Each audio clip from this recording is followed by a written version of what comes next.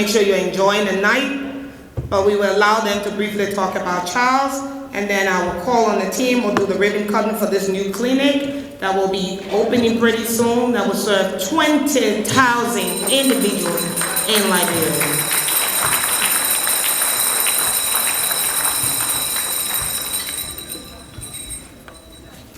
She introduced us as Lynn and Carmen. I think most of you know me as Ganayi and Dekanti.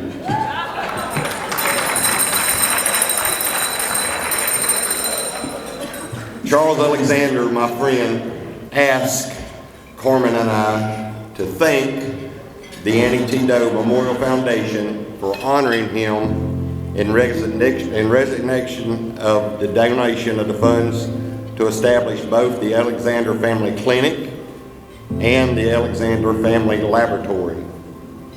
He prayed that these additions will assist with the studies, the health and wellness of the children and the community of Buchanan, Africa. We talked with him about our travels in Africa, and he was intrigued.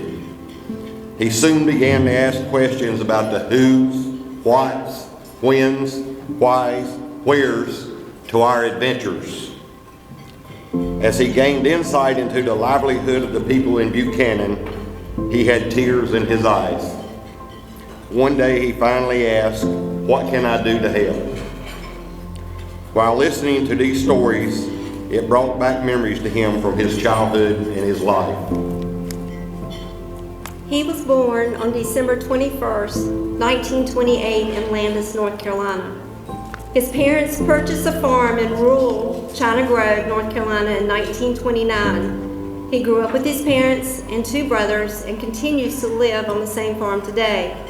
The Alexander family was not a rich family. As a matter of fact, they were very poor based on most people's standards. However, they were grounded in their faith and love for God. This foundation made them forever rich in love and kindness. By the age of 6, he had started school.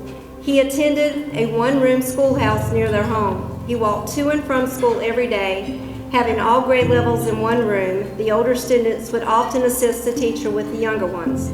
When he was 8, he started helping around the farm doing light chores. As the farm grew, they were able to sustain the family with an abundance of crops and food. He and his brothers plowed the fields using mules, slaughtered pigs for meat, gathered eggs from the chickens, and picked and canned their fruits and vegetables to have food year-round. They also produced commodities such as cotton and had cows to provide multiple dairy products. These products would often be traded for staples such as flour, sugar, and grains. He remembered one Christmas, he and his brothers got a radio flyer wagon for their gift. After a few hours of enjoyment, his father told them, "The wagon will come in handy when you boys bring stove wood in for your mother."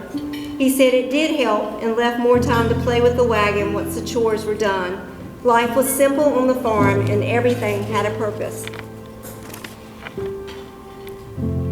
He is proud to say he is a blessed man, from God mostly, and the friendships he has developed over his lifetime, such as the one with us and many others.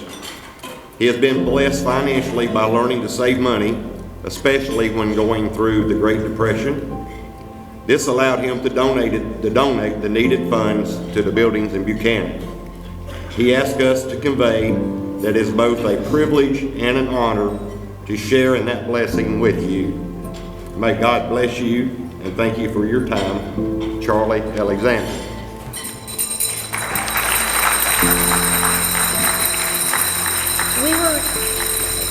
We were to be honoring Charlie tonight for his generous gift to the Academy and town of Buchanan. But it's with saddened heart that this is in memory of a life well celebrated.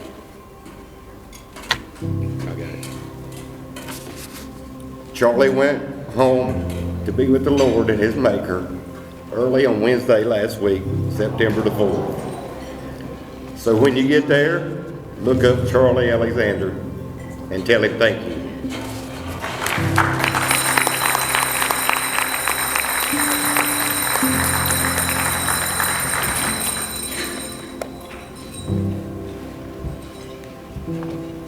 Can we also just observe a moment of silence for Charlie.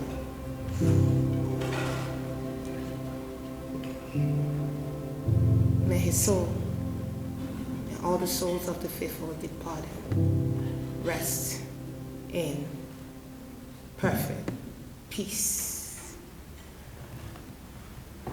Oh, so this is the moment we've been waiting for. We will officially do a ribbon cutting for this clinic, but we will call on some members of our medical team, Janet Peters, Eleanor, and Frances, to just briefly give a little update about the clinic, and then I'll call the board members to stand right here as we officially cut the ribbon.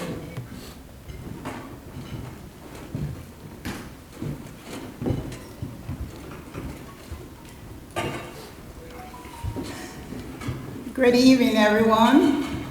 It is exciting, and we want to say thank you to Alexandra. First, we want to say thank you to God for this opportunity.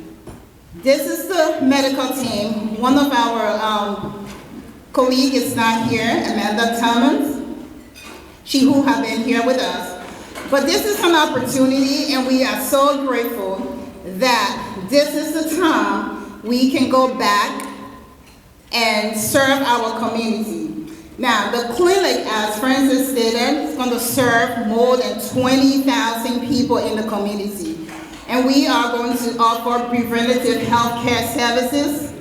We are going to help save lives one at a time through the blood pressure management, through chronic disease management, diabetes. And we also going to cater to our students as well with the immunizations and prevent childhood diseases. So, we are grateful for this opportunity. The clinic is built, the structure is there, but we need to serve the community. And we cannot do it without the medications, without the equipment. And that's why we are all here, to step into the new together. So we are inviting you, as we cut this ribbon, come on, join us, let's step into the new. Let's save one life at a time. Thank you.